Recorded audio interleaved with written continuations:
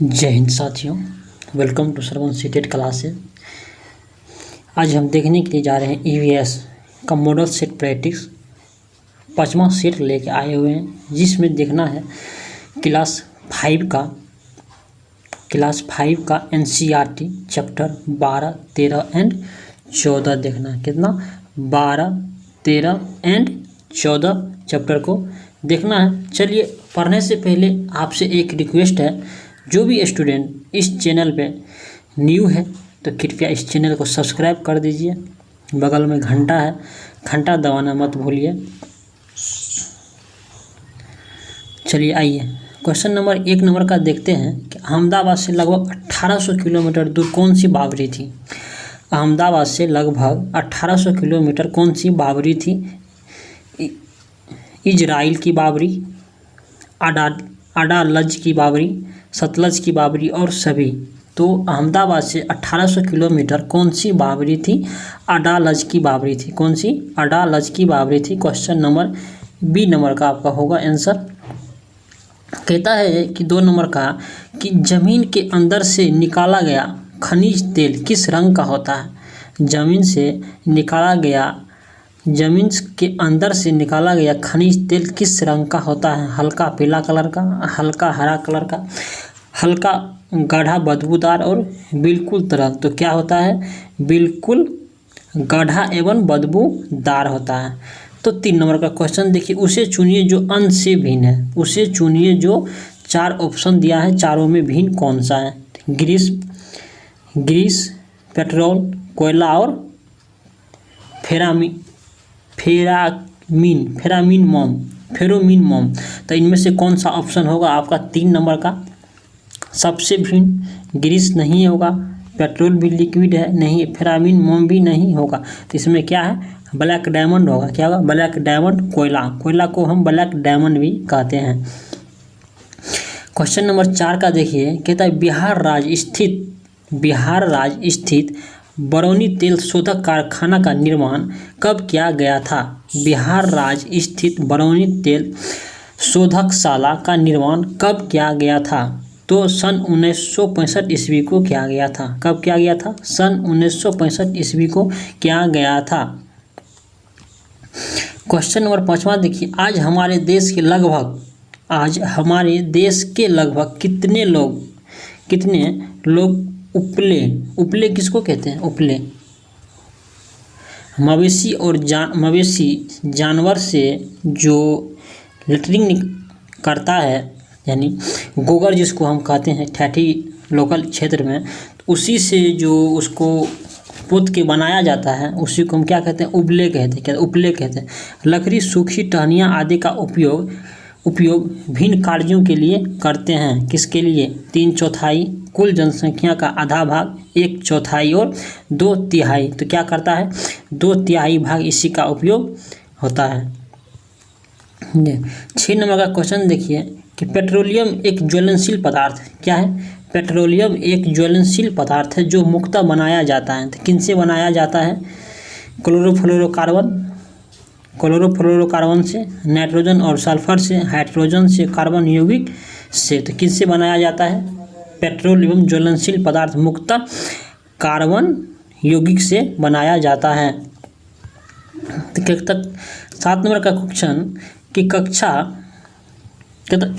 5 की ईवीएस पाठ्यपुस्तक के किसी पाठ में सोचिए और चर्चा कीजिए कि भाग में नीचे दिया गया कथन कि यदि आपके गांव अथवा शहर में 1 सप्ताह तक पेट्रोल अथवा डीजल न हो तो आपका क्या होगा?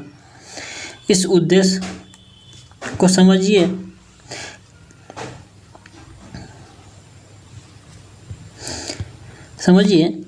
ऑप्शन नंबर 1 है, छात्रों को तेल के न्यायसंगत उपयोग के बारे में संवेदनशील कराना, छात्रों का पेट्रोल और डीजल के स्रोतों के बारे में मूल्यांकन कराना, वास्तविक जीवन की चिंता को समझने हेतु कल्पना और सोचने विचारने की कुशलता को बढ़ावा देना। आपका कितना नंबर का होगा? कुशलता को बढ़ावा देना, इस पर थिंकिंग और चिंतन करने की बढ़ावा देना। ऑप्शन नंबर 8 का देखिए कि जैव ईंधन के संबंध में निम्नलिखित में से कौन सा कथन सत्य है? जैव ईंधन के संबंध में निम्नलिखित में से कौन सा कथन आपका सही तो जैव ईंधन पारिस्थितिकीय अनुकूल होता है, जैव ईंधन लागत प्रभावी होता है, जैव ईंधन ऊर्जा संकट के समाधान योगदान दे सकता है, जैव ईंधन जीवों के मृत शरीर से भी बनता है। तो क्या नंबर का आपका ऑप्शन होगा? ऑप्शन नंबर आपका बी नंबर होगा। जैव ईंधन लागत प्रभावी होता है। क्या होता है? जैव ईंधन लागत प्रभावी होता है। 8 का बी नंबर का आपका ऑप्शन होगा। 9 नंबर का देखिए, निम्नलिखित तालिका का अध्ययन कीजिए। क्या कहता है? निम्नलिखित तालिका का अध्ययन कीजिए। इसमें दिया है जून 2007 और दिसंबर 2014। दिसंबर 2014 इसमें पेट्रोल का मूल्य दिया गया है रुपये लीटर में और 47 रुपया 74 पैसा और 61 रुपया 33 पैसा। ये कितना 2014 का मूल्य दिया होगा। अब देखिए, उपयुक्त तालिका का अध्ययन करने के बाद कक्षा 5 के विद्यार्थी देवमती ने अपनी नोट में यह लिखा। क्या लिखा? पेट्रोल डीजल की अपेक्षा अधिक महंगा ईंधन है। पेट्रोल की अपेक्षा डीजल के मूल्य में वृद्धि प्रतिशत अधिक है। डीजल सस्ता है लेकिन इसीलिए सार्वजनिक परिवहन इस पे चलता है। क्वेश्चन है चौथा नंबर ऑप्शन, कहता है कि डीजल पेट्रोल से सस्ता ईंधन है। लोगों को डीजल वाली गाड़ी खरीदनी चाहिए। लोगों को डीजल वाली गाड़ी खरीदनी चाहिए। हाँ, खरीदनी चाहिए। ऑप्शन नंबर आपका सी निकल के आएगा। क्या होगा? सी नंबर का ऑप्शन आएगा। कहते 10 नंबर का क्वेश्चन कहता है निम्नलिखित में से पेट्रोलियम से सही अभिलक्षण चुनिए। निम्नलिखित में से पेट्रोलियम से सही अभिलक्षण को चुनिए। अच्छी गंध का पतला नीला रंगीन द्रव, बिना गंध का गाढ़ा तथा गहरे रंग का तरल, बदबूदार गहरे रंग का तेल, बदबूदार पतला और गीला द्रव। तो ऑप्शन नंबर क्या होगा? पेट्रोलियम अभिलक्षण को चुनिए। ये क्या होता है? बदबूदार होता है, गाढ़ा होता है और गहरे रंग का तेल होता है। तो ऑप्शन नंबर आपका क्या होगा? सी नंबर का निकल के आएगा। सी नंबर का आएगा। 11 नंबर का क्वेश्चन देखिए कि सीएनजी का फुल फॉर्म क्या होता है? सीएनजी का बृहद रूप क्या होता है? सीएनजी का बृहद रूप क्या होता है? कॉम्पैक्ट नेचुरल गैस होता है। कॉम्पैक्ट नेचुरल गैस होता है, ये आपको हम पढ़ाए थे। कॉम्पैक्ट नेचुरल गैस होता है। एलपीजी का फुल फॉर्म क्या होता है? Liquefied petroleum gas. ये आप सबको तो खुद मालूम होगा। एलपीजी का फुल फॉर्म क्या होता है? लिक्विफाइड पेट्रोलियम गैस होता है। जो हम रसोई घर में खाना बनाने में इस्तेमाल करते हैं वही क्या है? एलपीजी गैस है, लिक्विफाइड पेट्रोलियम गैस इसका फुल फॉर्म होता है। सीएनजी का ईंधन के रूप में किसमें प्रयोग किया होता है? सीएनजी का ईंधन के रूप में किसमें प्रयोग होता है? वाहनों में और उद्योगों में होता है। किसमें होता है? वाहनों और उद्योगों में, यानी दोनों में होता है सीएनजी गैस का प्रयोग। वाहन में भी होता है और उद्योग में भी होता है। कहता है कि 14 नंबर का कच्चे तेल का उपयोग किया जाता है। कच्चे तेल का उपयोग किया जाता है प्लास्टिक बनाने में और पेंट बनाने में। ऑप्शन ए निकल के आएगा। A B C. डामर बनाने में, प्लास्टिक बनाने में और पेंट बनाने में आपका आएगा। कहता है कि लगा दो आग पानी में, इसे क्या कहते हैं? जवानी कहते हैं। लगा दो आग पानी में, उसे जवानी कहते हैं। छीन लो सिलेक्शन, इसे कहानी कहते हैं। यहाँ में वाहनों के कारण पर्यावरण प्रदूषण की समस्या का सामना करें। पर्यावरण संरक्षण के लिए शहर के लोग व्यक्तिगत रूप से डेस्क के माध्यम से अपना सहयोग कर सकते हैं। पर्यावरण सुरक्षित सीमा के लिए व्यक्तिगत वाहन ईंधन की नियमित रूप से जांच करवाने पर आगे जाने के लिए सार्वजनिक यातायात व्यवस्था का प्रयोग करें। अक्सर घर से बाहर जाने से बचें। व्यक्तिगत वाहन जैसे स्कूटर, कार आदि नहीं रखना चाहिए। क्या कहता है?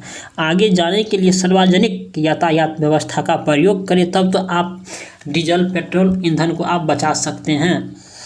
16 नंबर का क्वेश्चन आपका कहता है अंग्रेजी में लोनार का अर्थ क्या होता है? अंग्रेजी में लोनार का अर्थ क्या होता है? लोनर का अर्थ क्या होता है? मोटरसाइकिल। यानी लोनर किसको कहते थे?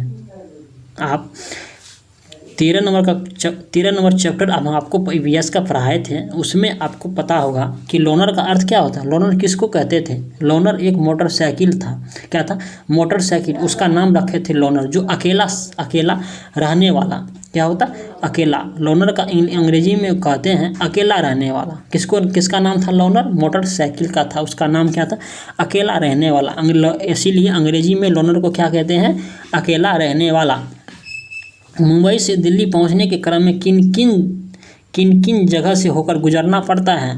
बताइए, किन किन जगह से होकर गुजरना पड़ता है मुंबई से दिल्ली जाने के लिए? 1 नंबर में महाराष्ट्र, दूसरा गुजरात और तीसरा राजस्थान, यानी तीनों स्टेट से आपको गुजरना पड़ेगा।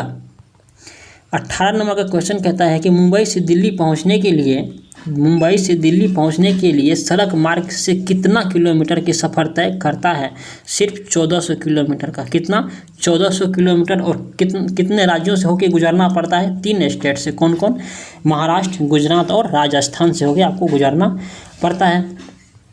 19 नंबर का क्वेश्चन कहते हैं कि गौरव जानी एक यात्रा पर गया। क्या कहता है? गौरव जानी एक यात्रा पर गया। यात्रा से लौटकर आने के बाद उसने अपने कक्षा से यह बताया कि मैं मुंबई से दिल्ली की यात्रा की। वह यात्रा करने के दौरान किस राज्य से नहीं गुजरा? महाराष्ट्र से गुजरा, राजस्थान से गुजरा और गुजरात से गुजरा, लेकिन मनाली से डिब्रूगढ़, भोपाल से नहीं गुजरा। ये आपका ऑप्शन नंबर बी नंबर का आपका ऑप्शन होगा। कहता है किस राज्य से नहीं गुजरा? तो मनाली, डिब्रूगढ़ और भोपाल से नहीं गुजरा। यहाँ पे क्वेश्चन है कि इसको सुधार कर लीजिएगा कि एक बार रिपीट हो गया है। कहता यह बताया कि मैं मुंबई से दिल्ली की यात्रा की।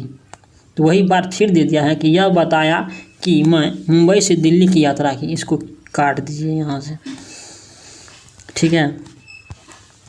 20 नंबर का क्वेश्चन कहता है कि लद्दाख में जूले का अर्थ क्या होता है? लद्दाख में जूले का अर्थ क्या होता है? जूले का अर्थ क्या होता है? चोर, भागिए, स्वागत। तो क्या होता है? जूले का अर्थ क्या होता है? स्वागत। क्या होता है? स्वागत। ठंडा रेगिस्तान कहा जाता है? ठंडा रेगिस्तान किस प्रदेश को कहा जाता है? लद्दाख को कहा जाता है। किसको कहा जाता है? ठंडा प्रदेश रेगिस्तान लद्दाख को कहा जाता है। कहता है सूखा समतल और ठंडा रेगिस्तान, बर्फ से ढके पहाड़ और सूखा ठंडा मैदान, यह किस स्थान के लिए जाना जाता है? कहता है सूखा समतल, ठंडा रेगिस्तान, बर्फ से ढके पहाड़ और सूखा ठंडा मैदान, यह किस स्थान के लिए जाना जाता है? यह लेह और लद्दाख के लिए जाना जाता है। किसको? लेह और लद्दाख के लिए जाना जाता है। कहता है कहाँ के व्यक्ति ऊपरी मंजिल में रहते हैं? कहाँ के व्यक्ति ऊपरी मंजिल में रहते हैं? नीचे की मंजिल जानवरों के रहने की जगह और ज़रूरत सामान इकट्ठा करने के लिए रखते हैं। कहाँ के रखते हैं? वही लद्दाख के लिए रखते हैं। किसका भी चर्चा चल रहा है? आपका लद्दाख का चर्चा चल रहा है। किसका? लद्दाख का, ठंडा प्रदेश का। तो कि लद्दाख में ही रहता। क्या करता है कि ऊपरी मंजिल पे अपना रहता है, यानी अपने फैमिली के साथ रहता है, और निचले मंजिल पे जानवर और कुछ सामान स्टॉक करके नीचे में रखते हैं। चांगयांग इलाके के लिए असत कथन कौन सा है? चांगयांग इलाके के लिए असत कथन कौन है? यह इलाका बिल्कुल सुनसान और पथरीला है। सही है। यह लगभग 500 मीटर की ऊंचाई पर स्थित है। नहीं, गलत है। यहाँ दूर दूर तक फैला नीला आसमान और पहाड़ों के बगल से बहता बड़ा समुद्र है। क्या है? बहता बड़ा समुद्र है। यही आपका ऑप्शन नंबर का सी होगा। कहता है कि चांगपा जनजाति क्या है? चांगपा जनजाति के द्वारा जाने वाली अस्थायी निवासी को क्या कहा जाता है? चांगपा जनजाति के द्वारा बनाए जाने वाली अस्थायी निवासी को क्या कहा जाता है? रेबो कहा जाता है। क्या कहा जाता है? रेबो। कहता है कश्मीर में पाई जाने वाली नक्काशी रहित हाउस बोट कहलाती है। किसे कहते हैं? कश्मीर में पाई जाने वाली नक्काशी हाउस बोट किसे कहते हैं? किसे? डोंगे को कहते हैं। किसको? डोंगे को कहते हैं। किसे? डोंगे को कहते हैं। 27 नंबर का क्वेश्चन देखिए। लद्दाख के लोग अपने घरों की निचली मंजिल का उपयोग किस लिए करते हैं? खाना बनाने के लिए करते हैं, मेहमानों को ठहरने के लिए करते हैं, सामान और जीवों को रखने के लिए करते हैं, सभी के लिए करते हैं। क्या करते हैं ये? ये सभी के लिए करते हैं, खाना बनाने के लिए भी करते हैं, मेहमानों के लिए भी, ठहरने के भी करते हैं, और सामान जीव को रखने के लिए भी करते हैं, और सामान स्टॉक करके रखने के लिए भी इसका उपयोग करते हैं। निचली मंजिल का कहता है कि प्रत्येक स्थान के नाम के साथ उस क्षेत्र में बनाए जाने वाले सामान्य घरों के सही विवरण का मिलान कीजिए। कहता है मनाली, कहता है आपका मनाली में क्या होता है, मनाली में ही हाउस बोट चलता है। कहाँ पे चलता है, मनाली में ही हाउस बोट चलता है। उसके बाद लद्दाख, बांस के खंभे पर बने ऊंचे हुए घर होता है। कहाँ पे, लद्दाख में होता है। राजस्थान में क्या होता है, राजस्थान में आपका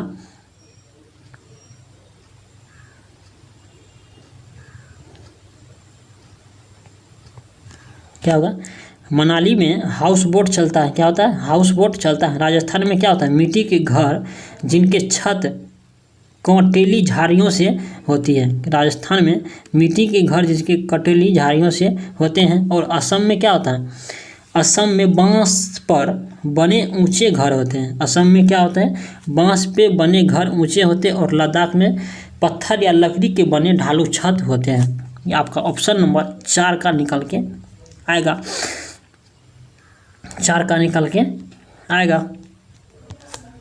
ऑप्शन नंबर आपका 4 नंबर का आपका होगा। कहता है 29 नंबर का, निम्नलिखित में से लेह और लद्दाख के मकानों की विशेषता चुनिए। लेह और लद्दाख के मकानों की विशेषता चुनिए। कि पेड़ के बनों से बनी लकड़ी की दालू छतें। कहता है निचली मंजिल में कोई खिड़की नहीं होती हैं, सही है। कहता है पत्थर, मिट्टी और चूने से बने दीवारें होते हैं। लकड़ी फर्श की होती है, लकड़ी के फर्श होते हैं, लकड़ी के फर्श होते हैं। ऑप्शन नंबर आपका बी होगा कि निचली मंजिल में कोई खिड़की नहीं होती हैं, सही है। उसके बाद पत्थर, मिट्टी और चूने के बनी दीवारें होते हैं, ये भी सही है। और लकड़ी की फर्श होते हैं, ये सी सही है। तो ऑप्शन नंबर आपका 4 नंबर का होगा। 30 नंबर का क्वेश्चन देखिए, पश्मीना और अंगारा क्या है। पश्मीना और अंगोरा क्या है। पश्मीना एक प्रकार का ऊन है, क्या है, ऊन है। और अंगोरा भी क्या है, एक प्रकार का ऊन है। कहता है ऊन की किस्में हैं, क्या है, ऊन की किस्में हैं। ये 30 का ऑप्शन नंबर 1 का होगा। कुछ किए बिना जय जयकार नहीं होती, कुछ किए बिना जय जयकार नहीं होती। कोशिश करने वालों की कभी हार नहीं होती, कोशिश करने वालों की कभी हार नहीं होती। तो एक पश्मीना शॉल लगभग डेढ़ साधारण स्वेटरों के बराबर गर्म होती है तथा एक साधारण पश्मीना शॉल को बुनने में 1.5 घंटा का समय लगता है। लगभग 6250 घंटा लगता है एक पश्मीना शॉल बनाने में। कितना, 6250 घंटा, समझें। पश्मीना, कहता पश्मीना ऊन प्राप्त होते हैं। पश्मीना ऊन कहाँ से प्राप्त होते हैं, याक के बाल से, खरगोश के बाल से, पहाड़ी बकरी एक खास नस्ल से होती है। क्या होगा, 32 का, पश्मीना शॉल कहाँ से प्राप्त होते हैं, पहाड़ी बकरी के एक खास नस्ल से होती है, समझें। तो लेखा क्या है, लेखा आय व्यय संबंधी रोकड़ी है। कहता है रेबों के पास भेड़ बकरियों को रखने वाला जगह है। लेखा क्या है, रेबों के पास भेड़ बकरी को रखने वाला एक जगह है जिसे हम लेखा कहते हैं। कहता है चांगपा एक प्रकार के घमंतु लोग हैं। क्या है, चांगपा एक प्रकार के घमंतु लोग हैं जो अपने टेंटों के लिए चांगपा पट्टियाँ बनाते हैं जो बहुत ही गर्मी और मजबूत होते हैं। यह पट्टी किस का बना हुआ होता है, यह याक के बालों का बना होता है। किसका, याक के बालों का बना होता है। पहाड़ी बकरी का नहीं होगा, भेड़ के बालों का नहीं, किसके होगा, याक के बालों का होगा। कहता श्रीनगर के बाहर जाने से आए कई पर्यटक हाउस बोट में रहते हैं। कहता श्रीनगर में बाहर से आने जाने, कहता श्रीनगर में बाहर जाने से आए कई पर्यटक हाउस बोट में रहते हैं जिनकी लंबाई और चौड़ाई क्रमशः डेक्स होती है। क्या होती है, 80 फुट और 9 से 80 फुट लंबाई और 8 से 9 फुट चौड़ी होती है। क्या होती है? 80 फुट लंबाई और 8 से 9 फुट चौड़ी होती है। 36 का क्वेश्चन है आपका, डल लेक और झेलम नदी अवस्थित है। डल लेक, झेलम नदी अवस्थित हैं पाकिस्तान में, केरल में, पंजाब में, श्रीनगर में। तो कहाँ है झेलम नदी अवस्थित है? श्रीनगर में अवस्थित है। डब क्या है? डब क्या है? एक जालीदार खिड़की है जो बाहर की ओर उभरी होती है। डब क्या है? डब, ये मत समझ लीजिएगा डब साबुन मत समझ लीजिएगा, शरीर में इस्तेमाल करते हैं चिकना बनाने में, समझें? तो ये क्या है? ये डब है। ये डब कौन सा डब है? ये एक जालीदार खिड़की है जो बाहर की ओर उभरी हुई होती है। क्या होती है? बाहर की ओर उभरी हुई होती है। 38 नंबर का क्वेश्चन देखिए, 26 जनवरी 2001 को गुजरात के कक्ष में, कहाँ? गुजरात के कक्ष में आए भूकंप से कौन कौन सा क्षेत्र प्रभावित नहीं हुआ था? इनका सही क्रम क्या होगा? कहता है भुज, भरूच, अंजार और गांधीधाम। गांधीधाम पंजाब, पाकिस्तान और राजस्थान। काठियावाड़, अंजार, हालार और पंजाब। पंचाल, झालावाड़, डोहिलवाड़ और गांधीधाम। इसमें से कौन सा जगह नष्ट नहीं हुआ था? समझें? भुज भी हुआ था, भरूच भी हुआ था, अंजार भी हुआ था और गांधीधाम भी हुआ था। इसीलिए हुआ था क्योंकि ये सब जगह जो है ना, भुज, भरूच, अंजार और गांधीधाम, ये सब गुजरात के कक्ष में ही स्थित है। और गांधीधाम पंजाब, पाकिस्तान एक अलग है। काठियावाड़, अंजार, हालार और पंजाब भी अलग है। इसमें पंजार और झालावाड़ भी अलग है। इसीलिए ऑप्शन बी, सी, डी यानी 2, 3, 4 ऑप्शन आपका नहीं होगा। 1 नंबर का आपका ऑप्शन निकल के आएगा। 39 का कहता है भूकंप के कारणों पर विचार कीजिए। आप कहीं भूकंप होता है उनके बारे में सोचिए और विचारिए। तो वही आपका क्वेश्चन पूछ रहा है 39 नंबर का, भूकंप पृथ्वी के प्लेटों के रगड़ खाने से आते हैं। कहता है भूकंप उल्कापिंड के गिरने से आते हैं। भूकंप ज्वालामुखी फटने से आते हैं। भूकंप भूमिगत नाभिक के विस्फोट से आते हैं। उपरोक्त कारणों में से कौन सा कारण सत्य है? तो बताइए इसमें से कौन सा कारण सत्य है 39 नंबर का? तो क्या सोचिए, भूकंप पृथ्वी के प्लेटों के रगड़ खाने से आती है। क्या होती है? भूकंप पृथ्वी के प्लेट के रगड़ खाने से आती है। आपका 39 का ऑप्शन नंबर 1। कहता उत्पत्ति एवं प्रकृति के आधार पर आपदा को कितने भागों में विभाजित किया गया? उत्पत्ति एवं प्रकृति के आधार पर आपदा को कितने भागों में विभाजित किया गया है?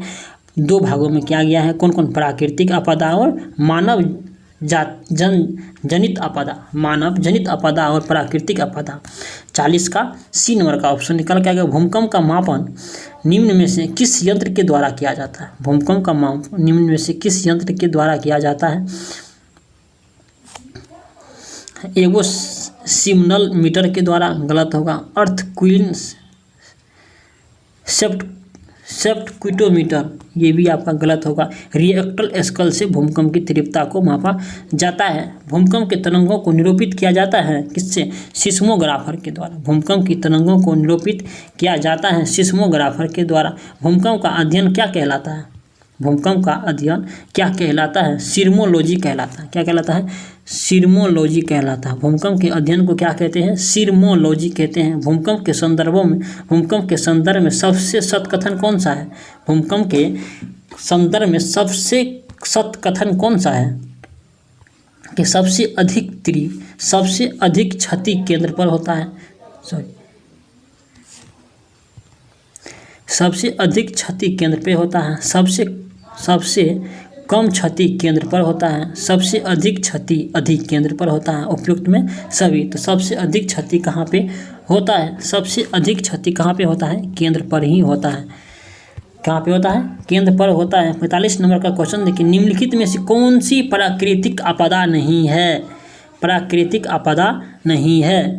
त्वरित, बांध, भूकंप और भूस्खलन।